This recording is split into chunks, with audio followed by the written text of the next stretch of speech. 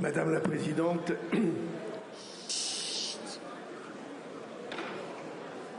Mesdames et Messieurs les députés,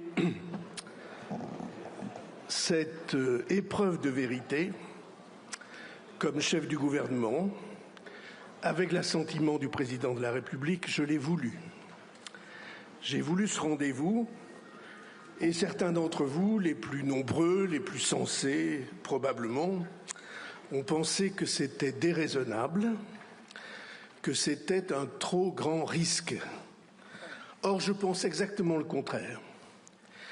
Le plus grand risque était de ne pas en prendre, de laisser continuer les choses sans que rien ne change, de faire de la politique comme d'habitude, de faire durer sans prendre les décisions qui s'imposent, jusqu'au moment où l'irréparable est là et où l'on arrive au bord de la falaise. Car ce dont nous traitons aujourd'hui, ce n'est pas une question politique, c'est une question historique. Les questions politiques, ce sont celles qui concernent les partis, les rivalités des uns avec les autres et les questions de pouvoir. Les questions historiques, ce sont celles qui concernent les peuples et les nations. Les questions politiques, ce sont celles qui concernent les adultes qui se disputent tout le temps, et les questions historiques, ce sont celles qui concernent les enfants et le monde que nous leur construisons. Les questions politiques, ce sont les questions pour la prochaine élection, mais les questions historiques, ce sont les questions pour la prochaine génération. Des questions pour demain qui se jouent aujourd'hui. Tous nous savons que notre pays, au-delà de l'orientation décisive qui va se trancher aujourd'hui, se trouve devant un immense champ de questions qui vont appeler dans les années qui viennent des changements profonds. Et je veux en quelques minutes, en 5 minutes, vous citer les plus graves de ces questions. Nous sommes devenus depuis l'an 2000 un pays qui produit moins que les autres, moins que ses voisins. Notre retard de production sur nos voisins les plus proches, qu'ils soient allemands ou belges, mesuré par le PIB par habitant, est de 15% notre retard, et sur nos voisins néerlandais de plus de 30%. Et ce, malgré les efforts faits ces dernières années sur la création d'entreprises, sur l'emploi, sur l'investissement, par exemple avec France 2030. Imaginez ce que seraient nos revenus familiaux et les ressources de l'État si nous disposions de 15 ou 30% de plus à partager, nos salaires de 15 à 30% plus importants et les ressources de l'État de 15 à 30% plus abondantes.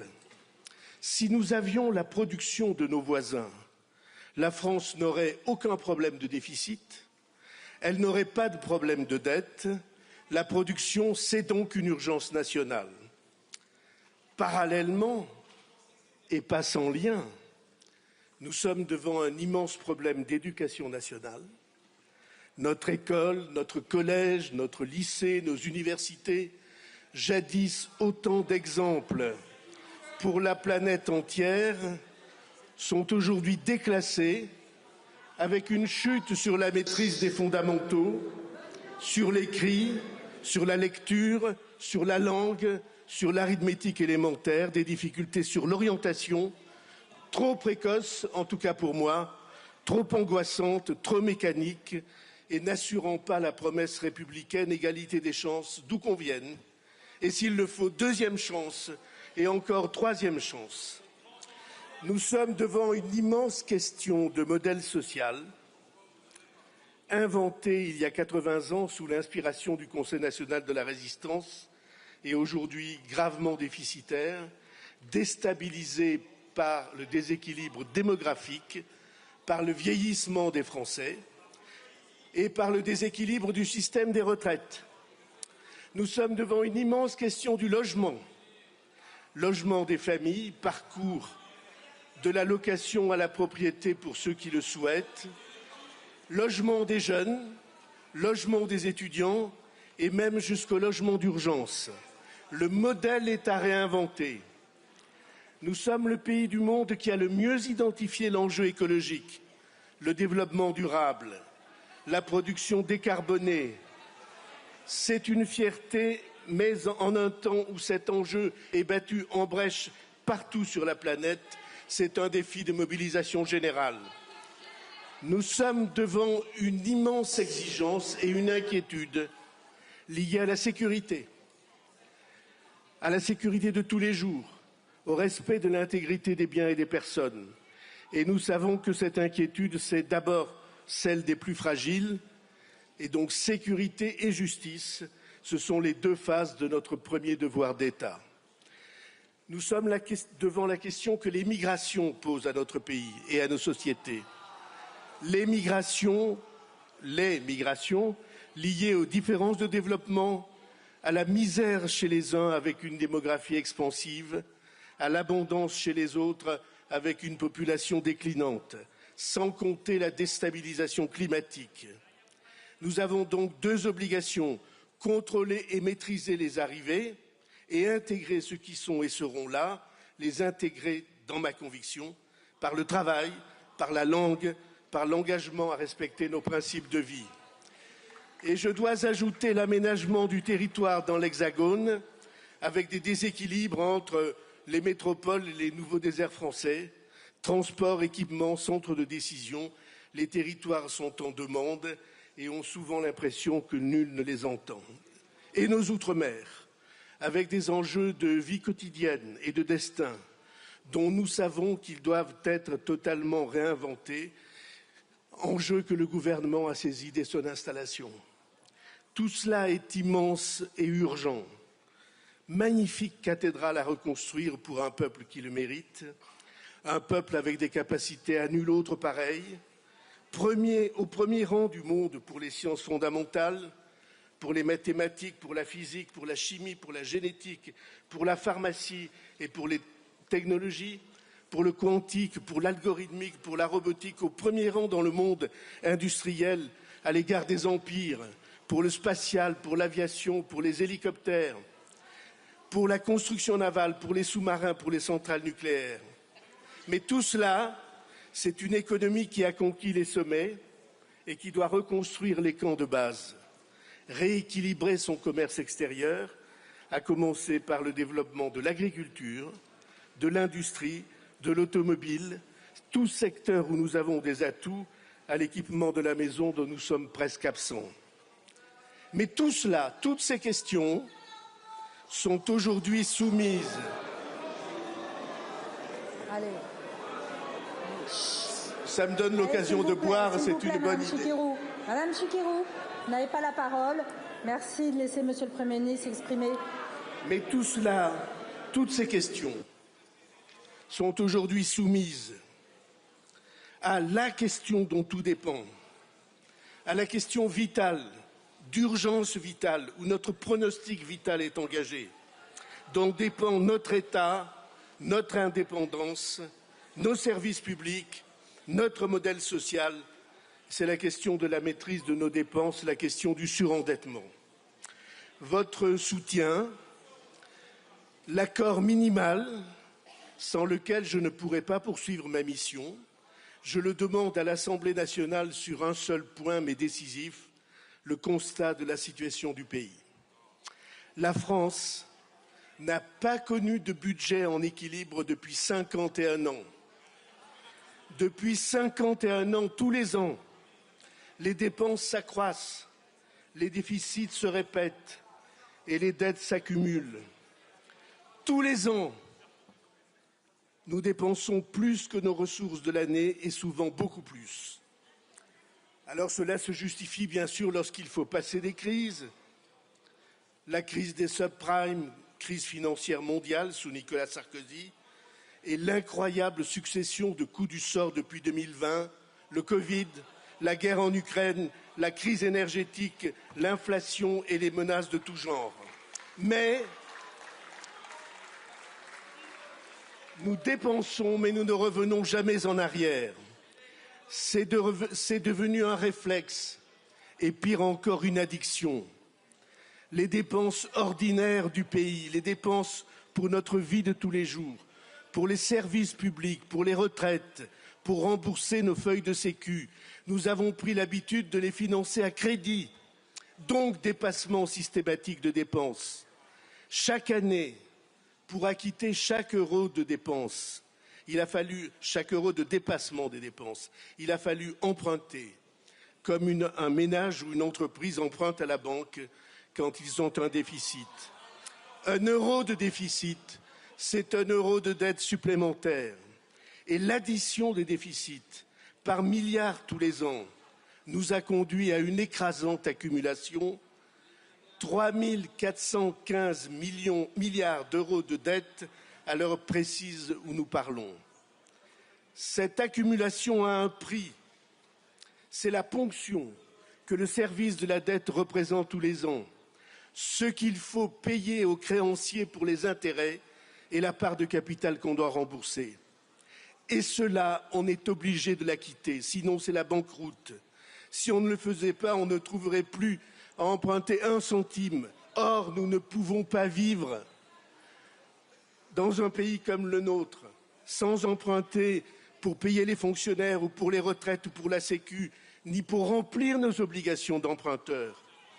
D'ores et déjà, nos obligations de remboursement annuel et part à rembourser du capital dépassent, et de loin, dépassent ce que notre pays produit en plus chaque année par sa croissance, par ses progrès, en plus de l'année précédente.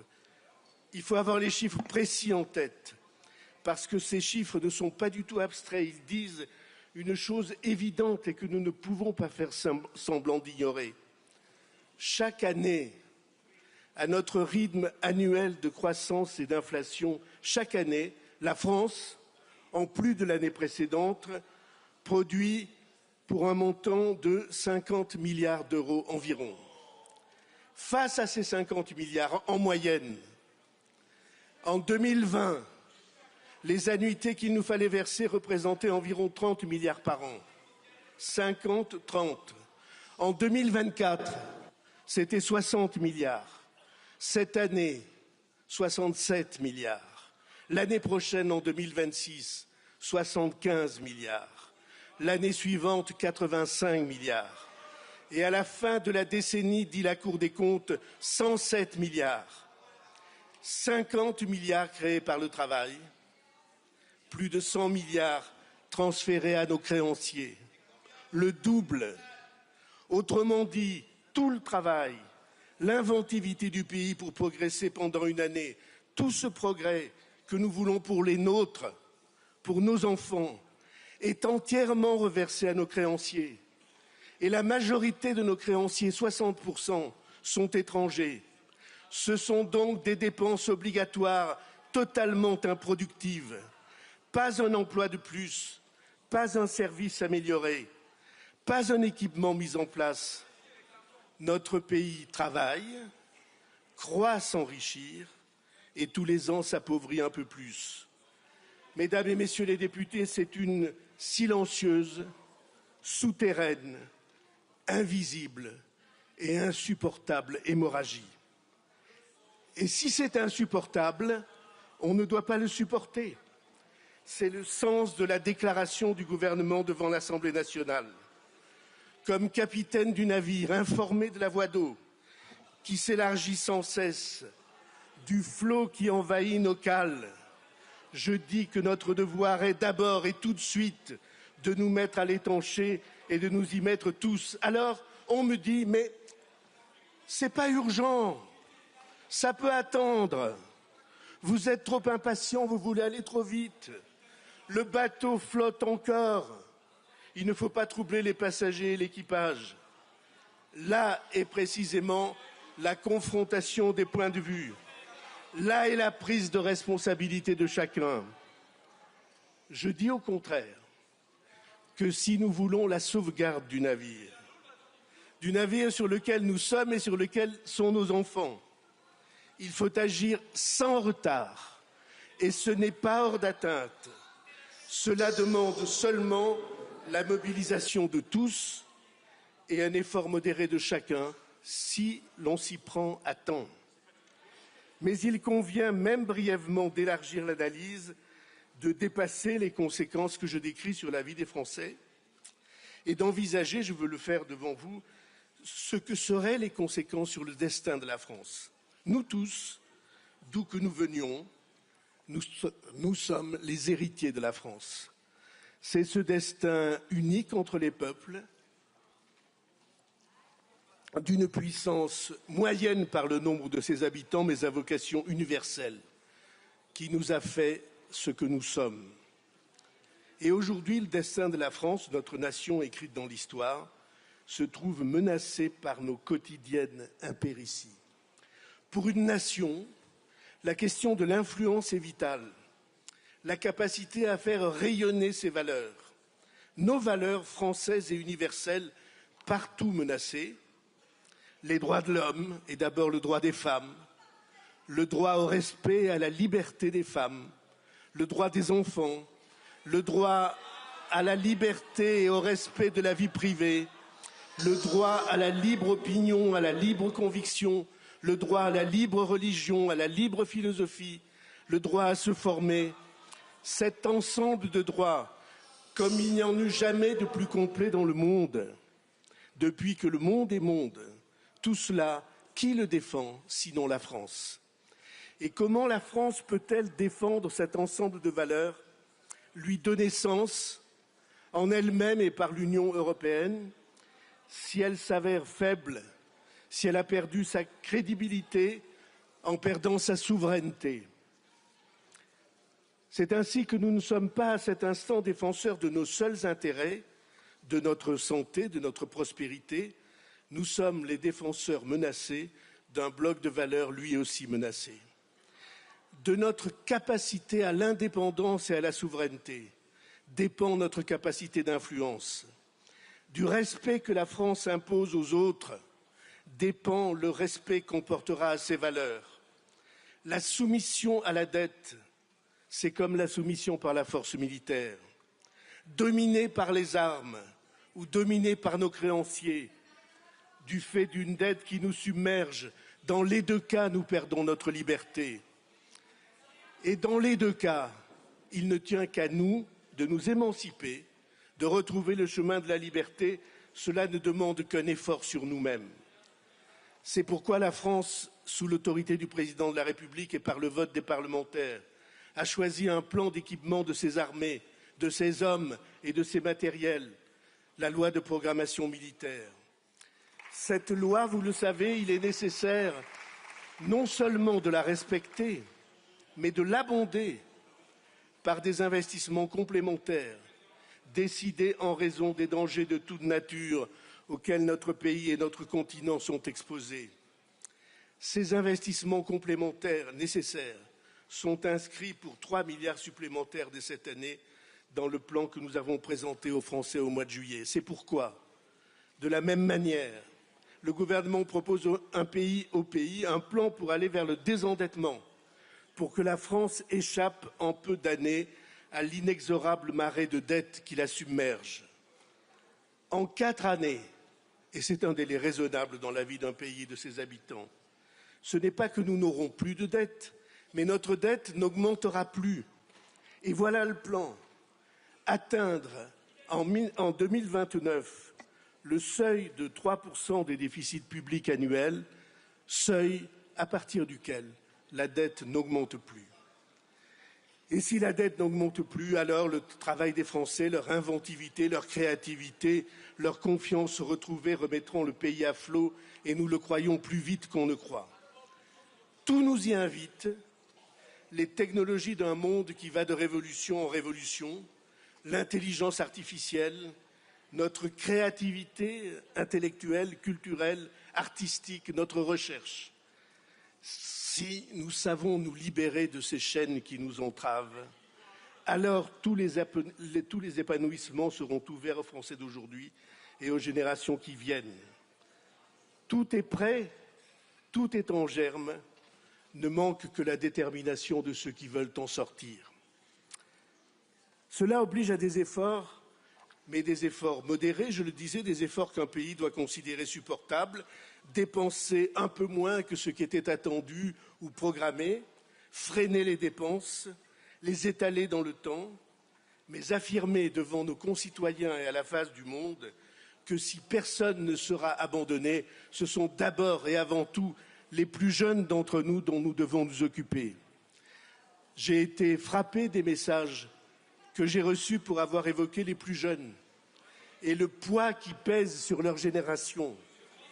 Ils portent, les plus jeunes, ils portent et vont porter pendant 20 ou 30 ans, ou davantage encore, le poids des milliers de milliards de dettes que leurs aînés ont contractées et qu'ils vont, eux, devoir endosser. Elles n'ont pas été contractées pour équiper le pays comme il aurait fallu,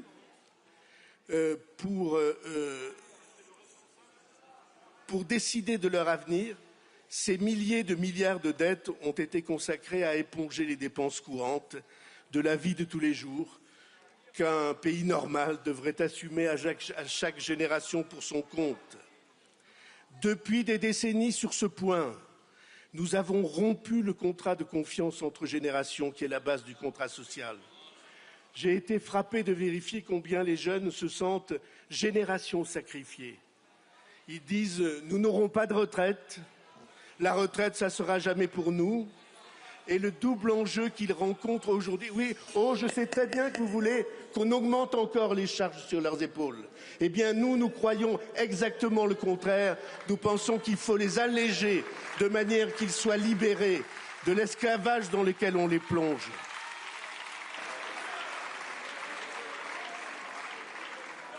Allez, s'il vous plaît. S'il vous plaît, silence. Il est simple d'évoquer devant vous le double enjeu que ces jeunes rencontrent et souvent le double échec dans la recherche du travail et la recherche du logement dans certaines villes et certaines régions, et sans compter le logement étudiant. Génération qui ne se voit pas d'avenir commun. Cette situation, pour nous, elle est insupportable du point de vue démocratique, insupportable du point de vue civique, autant que du point de vue moral. La prise de conscience, c'est aussi celle-là, que les plus avancés en âge unissent leurs efforts pour alléger la dette que les plus jeunes devront acquitter. Ne leur dites pas que vous les aimez, que vous veillez sur eux, si vous faites semblant d'ignorer la charge écrasante accumulée sur leurs épaules. J'ai parlé de cette... Si vous criez, je bois, donc c'est une bonne chose.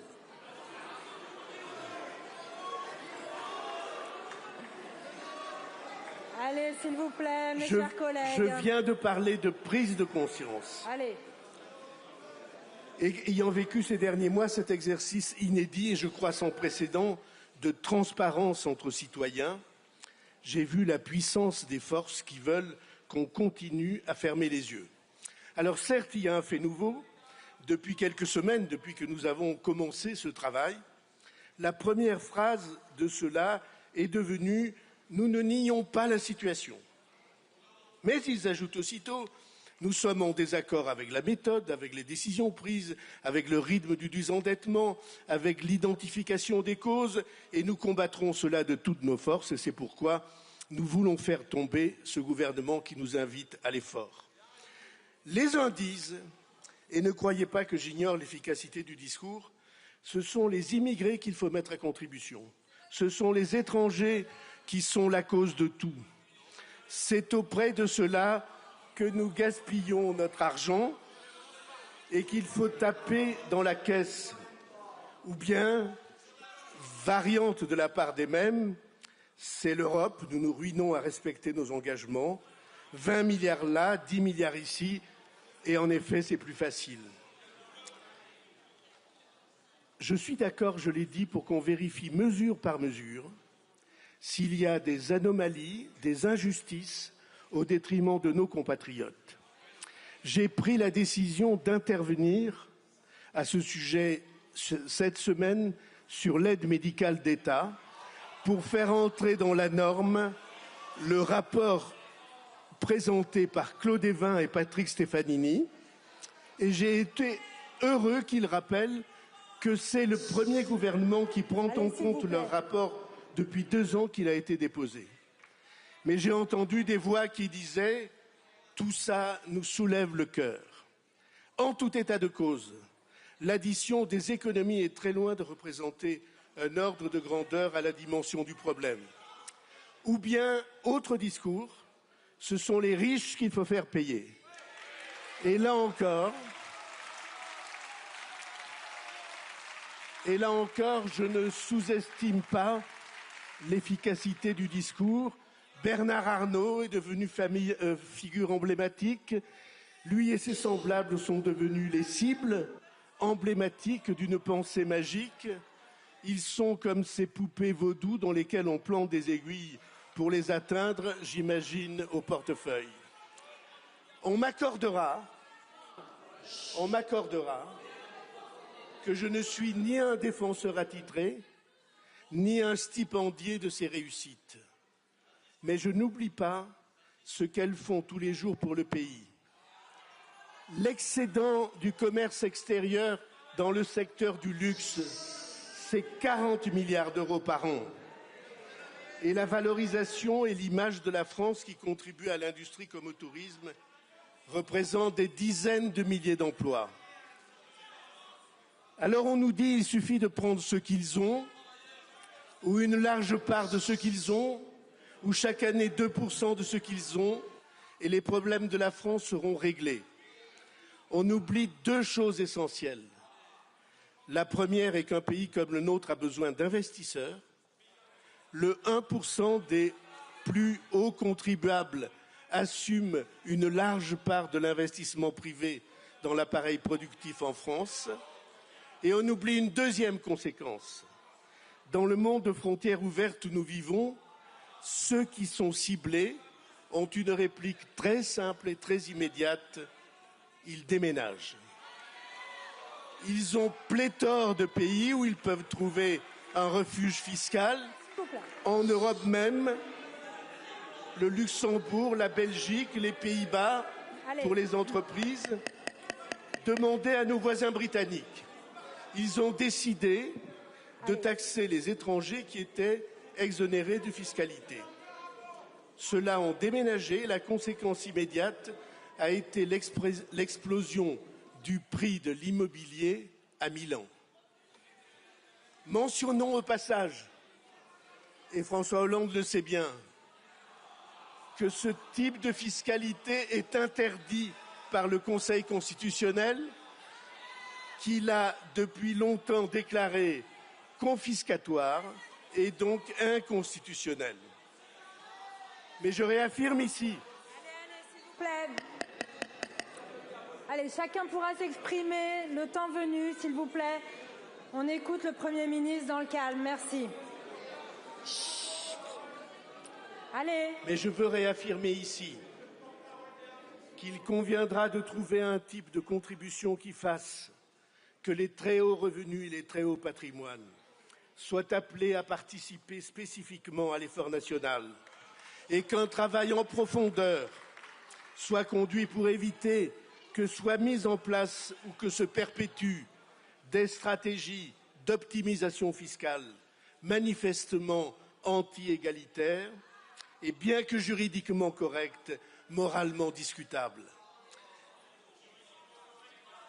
Et j'ai proposé dès la mi-juillet que les commissions parlementaires soient invitées à participer à ce travail de mise au point de cette fiscalité de solidarité.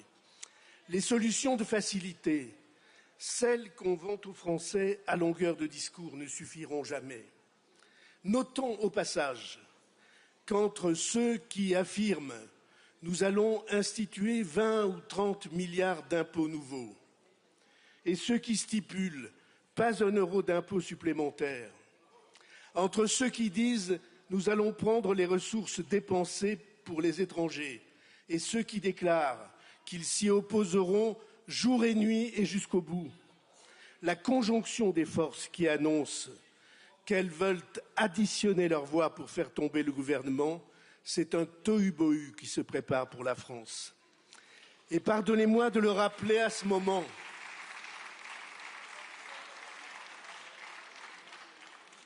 Le problème, la menace, le risque pour la France demeurera entier.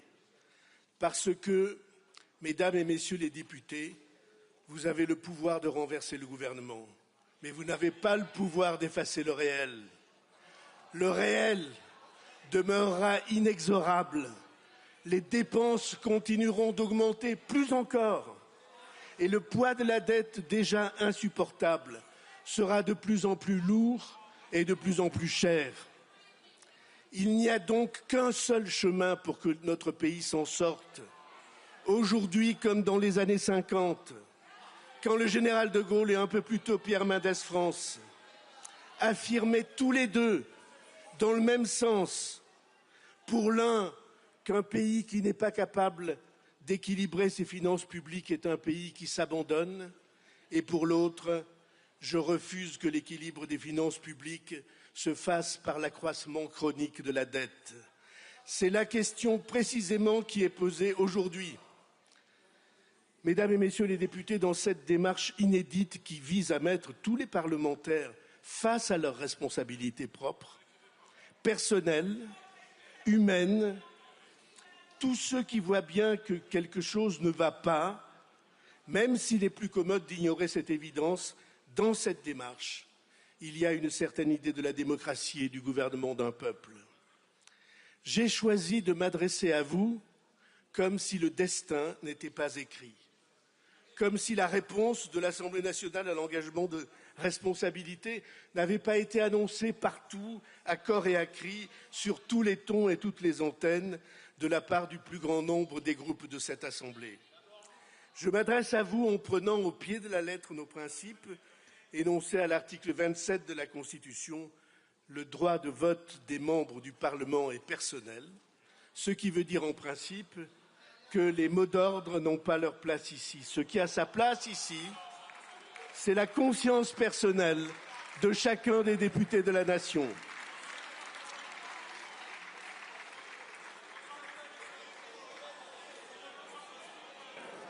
Tous les partis politiques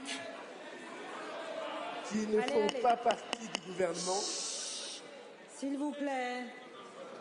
S'il vous plaît. Tous les partis politiques qui ne font pas partie du gouvernement ont annoncé leur décision de renverser ce gouvernement.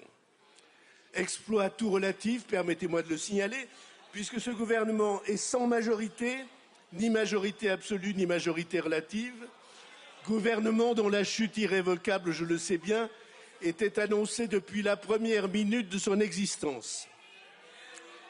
Je veux apporter ici une précision.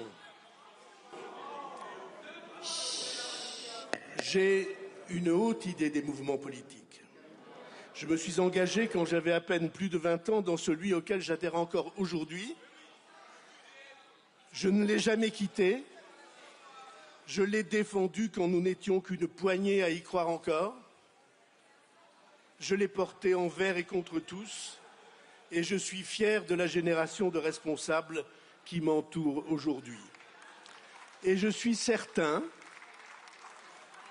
que sur beaucoup de ces bancs, le même sentiment d'intime fidélité et de fierté avec le parti auquel vous adhérez est partagé. Mais les partis politiques ont aussi un défaut fondamental, qu'a si précisément vu, y compris à son détriment, le général de Gaulle. C'est que leur logique, toujours, les conduit à la division. C'est une malédiction que nous vérifions à cet instant. Notre pays a le plus urgent besoin de lucidité, il a le plus urgent besoin d'unité, et c'est la division qui menace de l'emporter, qui menace son image et sa réputation. Les forces politiques qui annoncent qu'elles vont faire tomber le gouvernement, ce sont les forces politiques les plus opposées entre elles, celles qui se désignent comme ennemies, celles qui sont incompatibles par les idées autant que par les arrière-pensées et qui échangent d'un bout à l'autre de l'hémicycle les injures et les mises en cause. Ce qu'elles préparent,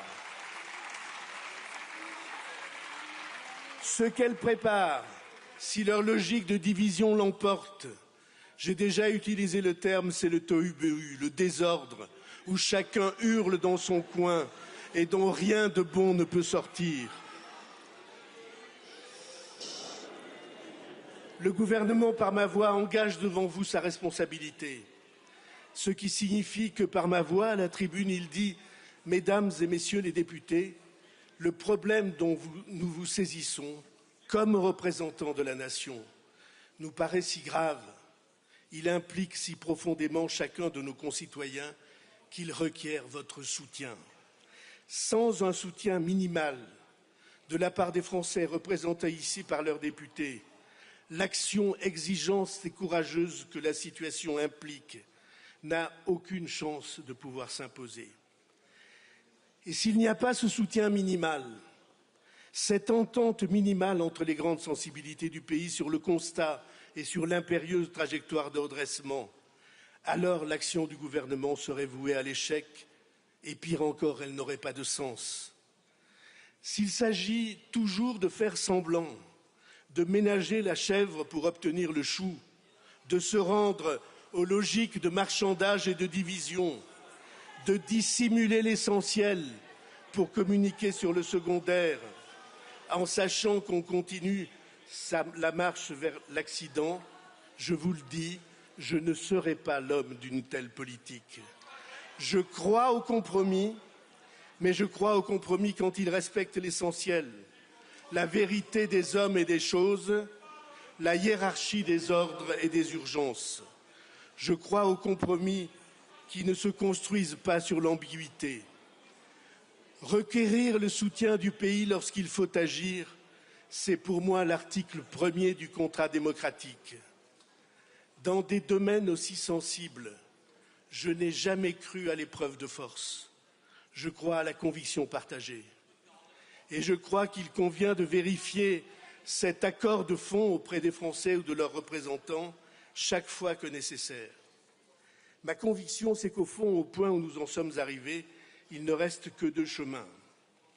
Il y a un chemin sur lequel, sur toute la planète, le monde bascule. Le chemin qui considère que la destinée des peuples, c'est d'obéir. Et que pour que s'instaure cette logique autoritaire contre le droit des peuples, le droit de l'homme et du citoyen, tous les coups sont permis, que la fin justifie les moyens, notamment l'utilisation de tous les conflits, de toutes les mésententes, de toutes les calomnies qu'il convient de faire flamber. Et vous voyez sans peine de l'Est lointain, et même de l'Extrême-Orient lointain, à cet Ouest qu'on croyait proche, l'Ouest américain, combien cette conception de la politique au bulldozer, la loi du plus fort, le rapport de force brutal paraît s'imposer, sous les applaudissements des uns et le découragement des autres. Et nous sommes là pour ranimer l'autre projet. Le projet même de la démocratie qui considère plus juste, plus intéressant, plus fructueux de respecter le citoyen même minoritaire et de le considérer comme partenaire et co-responsable de son propre destin. Cette démarche, cette méthode fait de la vérité partagée avec les Français son arme suprême. Cette démarche, cette méthode, elles conduisent à l'unité du pays et elles écartent la malédiction de la division perpétuelle. Quelqu'un que j'aime beaucoup, le philosophe et militant Marc Sangnier, qui siégea dans votre Assemblée 2 fois, après la Première Guerre mondiale et après la Deuxième, a défini ce projet de la démocratie. La démocratie est l'organisation sociale qui porte à son plus haut la conscience et la responsabilité du citoyen. La conscience, c'est-à-dire la plus juste, la plus lucide compréhension des choses et des événements, et la responsabilité, c'est-à-dire l'engagement. Nous, citoyens, nous ne sommes pas là pour être condamnés soit à obéir, soit à la révolte. Nous sommes là pour prendre notre part du destin, les yeux ouverts et la vérité comme boussole. Nous sommes, nous le savons tous, un peuple qui s'interroge, non pas seulement sur son avenir, sur l'avenir du monde et de la planète, mais sur le chemin que l'on peut emprunter pour construire cet avenir.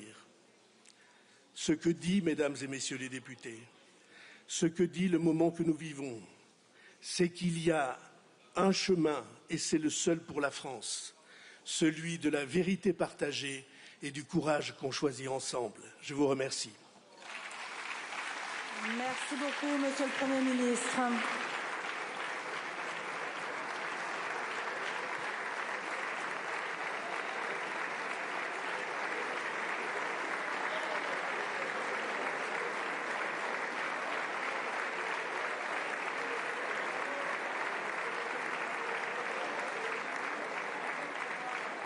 Merci beaucoup, Monsieur le Premier ministre. Nous allons entamer la discussion générale et j'appelle Monsieur Boris Vallaud, président du groupe socialiste.